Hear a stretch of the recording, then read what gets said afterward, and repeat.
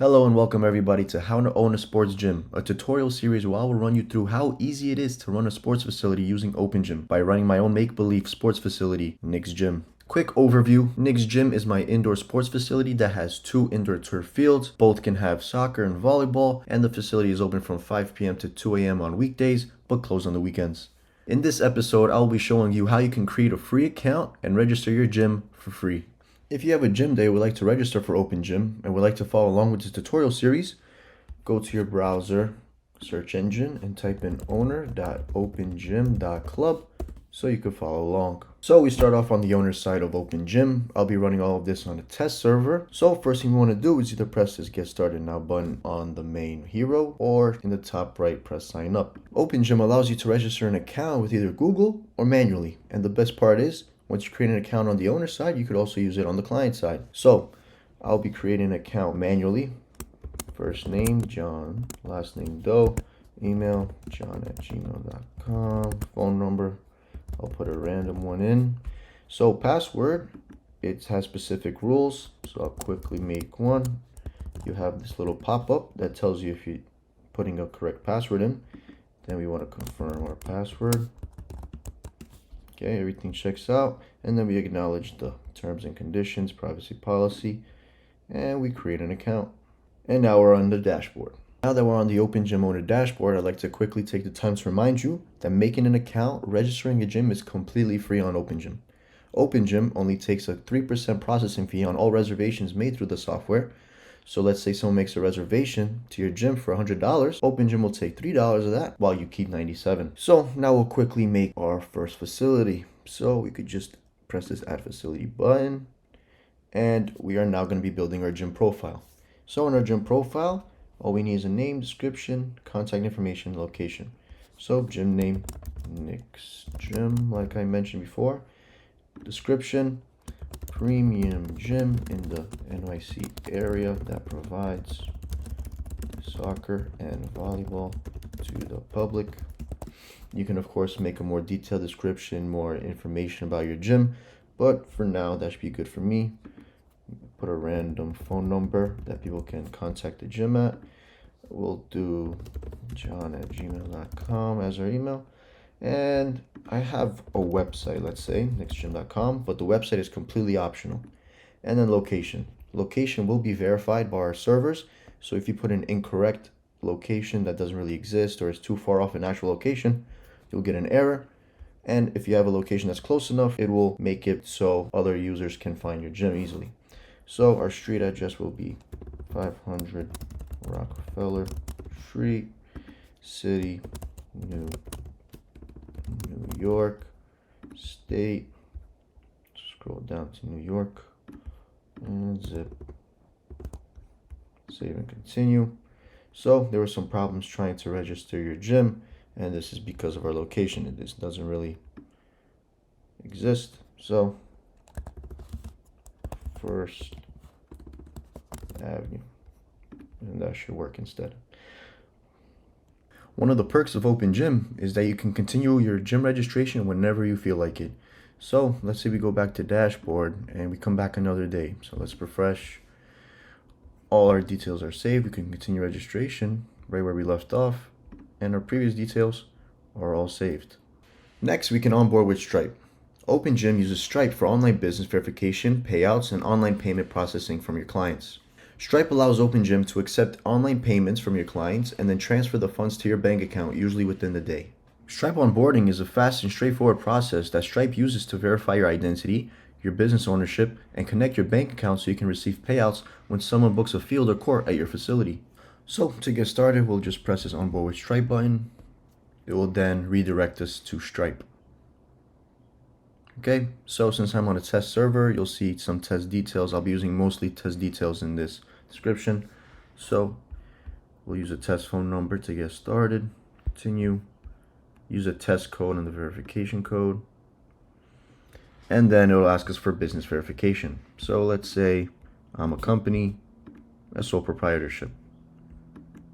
Continue. You of course will be able to put your exact business details here. Legal business name, I am Nick's Gym. Employer identification number, I'll put a random one. industry will be recreational camps, let's say, and nixgym.com is a business website. If you don't have a website, it tells you that you can add a product description instead when you click this button. So we will continue. Progress is saved, and now it's asking for my own identity. So I'll be John Doe, john@gmail.com, random date of birth, and then a random address, let's see, 200, and a random address that Stripe provides for me, random phone number, random social security for this test, and then we could continue. And now we select an account for payouts. So earnings that you receive on Stripe will be sent to this account. So whenever a client books a field or court at your facility, it will be then debited into your bank account or debit card if you choose so. So I'll be using a bank account. I'll be using a test bank account that Stripe allows me. And then we can continue. And then we review our details.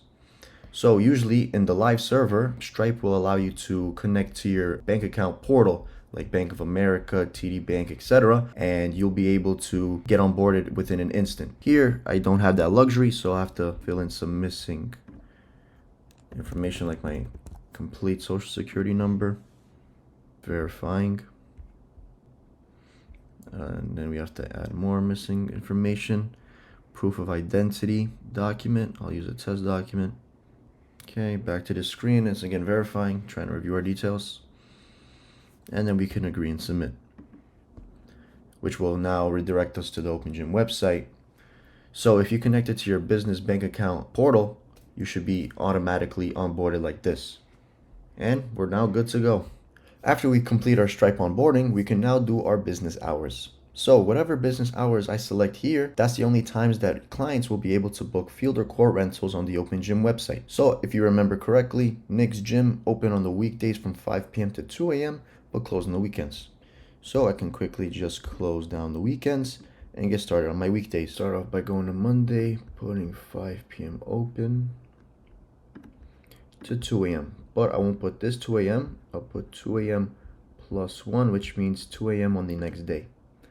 If let's say we were to put 5 p.m. to 2 a.m., but not the plus 1, OpenGym will throw an error. So even if you do so by accident, you can fix it. So I'll keep going 2 a.m. plus 1, 5 p.m. to 2 a.m. plus 1, and 5 p.m. 2 a.m. on the next day. And I could press save and continue. We should expect an error. So we get an error message. Gym cannot close before it opens. If the open time bleeds into the next day, please select the plus 1 dates lower in the drop down, which is what we'll do here, because we'll be open to 2 a.m. plus 1. So everything looks good from here and we're good to go. Next, we can upload images of our gym. You can upload as many images as you would like, with one of these images being your thumbnail. Your gym's thumbnail is what is most closely associated with your gym and what people will see on the search pages or on the gym cards when they look up your gym. You should use these images to showcase what makes your gym special, what makes your gym stand apart from other gyms, and what your gym has to offer. So I'll upload some of my pictures that I found online of random gyms. So let's use these 3. Okay, now that I have these 3, I think I'll use this one as my thumbnail so people can see how big the gym is inside. Well, these will just be able to show that I also offer volleyball and how it looks from the outside. So if anything, I could add more photos, but these 3 should do. Okay, and continue. After that, we have gym rules and registration forms. With gym rules, you can let know your customers what they need to know before they make a reservation, etc. And with registration forms, you can upload forms like liability waivers, COVID release forms that customers have to acknowledge before they actually make the reservation and pay. So for Nick's Gym, we have 2 indoor turf fields, and I don't want anyone being able to eat or drink on the surface. So I'll add that as a rule. No food or drink on the turf. I also want to keep my turf well maintained, so I'll say no cleats, indoor shoes only. I could also add maybe a general, like no littering, but that should be a given, so I'll just remove that and I'll stick with these two rules. As for any registration forms that users need to acknowledge before they come to my facility is, I don't want to be liable for any damages, lost items, or injuries. So I made a liability waiver. So I'll upload it right now. There we go. And just a quick side note, whatever you name your form is whatever users will see when they're registering for a reservation. So make sure you name it appropriately. But I think we are good like this, and we can save and continue. Now for the most important aspect of our gym, fields and course. OpenGym simplified this process to make it as easy as possible for gyms to let know their customers what exactly they offer and for customers to know exactly what they're booking. As you can see, making a field will require a field name, price per hour, a field type / identifier, sport, and we can also add advanced options like renting segments of the facility. You would check off rent segments of facility if you were to have a large field that you offer in segments like halves or thirds, for example. Let's say I have a large football field that I would like to offer in segments of half 1 and half 2. I would make these segments by pressing rent segments of facility, typing in the field name, and then when someone on OpenGym wants to rent segment 1, people can still rent segment 2 at that same time, but they will be unable to rent segment 1 or the full field. This way, OpenGym allows you to maximize renting out your field space and maximizing your revenue at the end of the day. To help you along the way when you're adding your facilities, we have this little help button that opens up a pop-up which will help you with naming your fields, such as how to name them, how to type them, and possible scenarios you may have. So let's quickly go through this. Name. Customers will be notified of the field they are using by this name. Customers should be able to easily locate their field of reservation in your gym using this handle. So on their receipt, when they make a reservation with OpenGym, they'll see what field they're on. So let's say on my receipt, I see field B at Nick's gym. I go to the gym, and then I can easily find field B and go there. Type. Your fields will be separated or grouped together based on the type identifier they provide. This should be used to group together fields that offer the same activity, recreation, or type of field / court.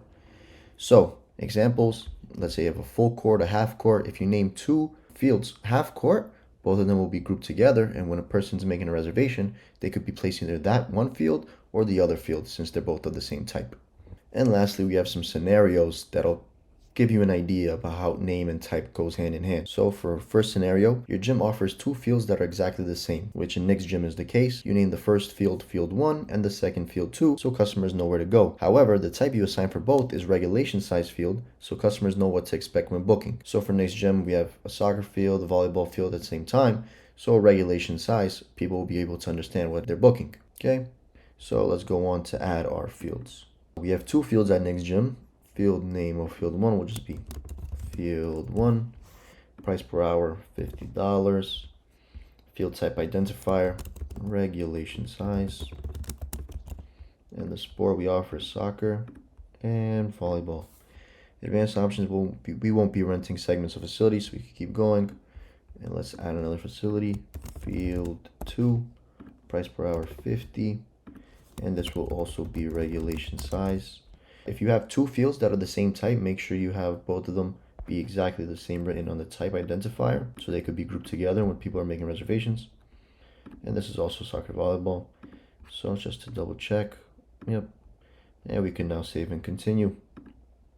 And finally, reservation settings. So in this slide, we'll be able to talk about reservation details and cancellation policy. Reservation details is basically how customers will make reservations through the OpenGym platform. So allowable advanced reservation in days is how far in the future people can book. So the default is 30 days, but I will only like 2 weeks maximum. And then we have minimum reservation duration, basically the shortest available time that they can book. So I think 1 hour is good for me. And then the maximum reservation duration, people can book up to 3 hours. Then we have cancellation policy. With cancellation policy, you can dictate if your customers get refunded or not, and if they do, how they get refunded. All right, so we can get started. Allow refunded cancellation period. Basically, if you want to allow refunds or not to your customers. If we just say no, customers will be able to cancel the reservation to allow the field to be rented again, but they will not be refunded at all. For Nick's gym, we will allow refunds.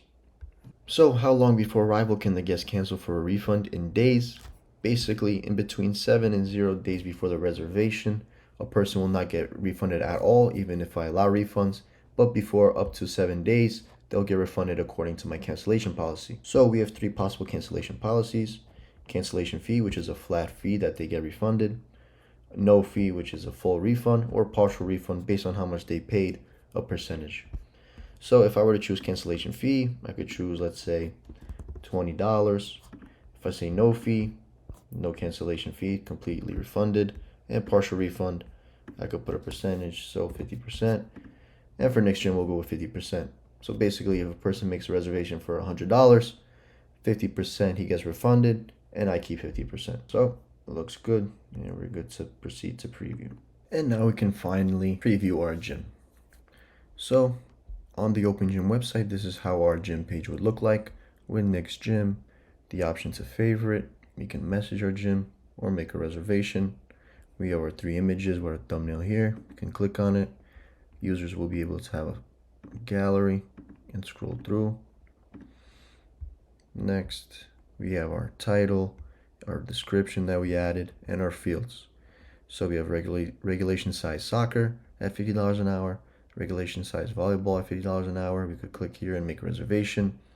We have all the details we added, as well as a Google map, and our hours.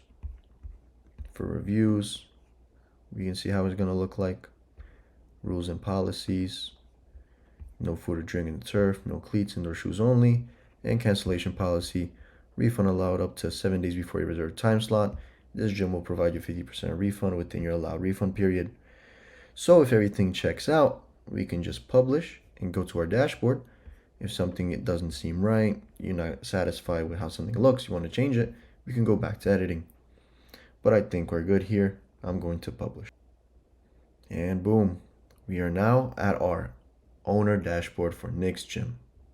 That pretty much wraps up this video. In the next video, we'll be going through all these tabs showing how the owner dashboard looks like, and we'll also take a look at the customer side and our gym page on there. See you then.